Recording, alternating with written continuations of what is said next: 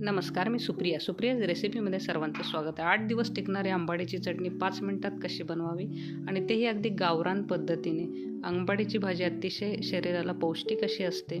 तर हे आंबाडीचं पान बघू शकता, हे असं दिसतं। तर एक जुडी आंबाडी व्यवस्थित धुवून निवडून घेतलेली आहे। 2 चमचे तेलामध्ये जिरे ॲड करून घेतलेले आहेत आणि व्यवस्थित त्या मिरच्या परतून घेणार आहे।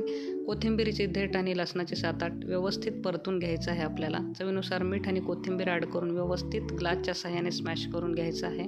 ठेचा तयार करून त्याच्यामध्ये थोडा हिंग घालून आंबाडीची पानं घालून घ्यायची आहेत आपल्याला धुतलेली आणि व्यवस्थित मिक्स करून 5 मिनिटात परत एकदा थोडंसं चवीनुसार मीठ, 2 चमचे शेंगदाण्याचा कूट, 2 चमचे गूळ आणि थोडी कोथिंबीर ॲड करून व्यवस्थित परत एकदा ग्लासच्या सहाय्याने आपल्याला मिक्स करून घ्यायचं आहे।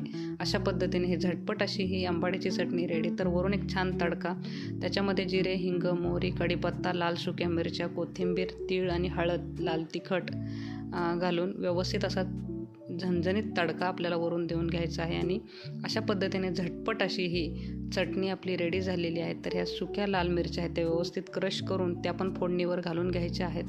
तर ही चव अतिशय छान लागते। रेसिपी फुल व्हिडिओ मी दिलेला आहे डिस्क्रिप्शन बॉक्समध्ये, नक्की पहा।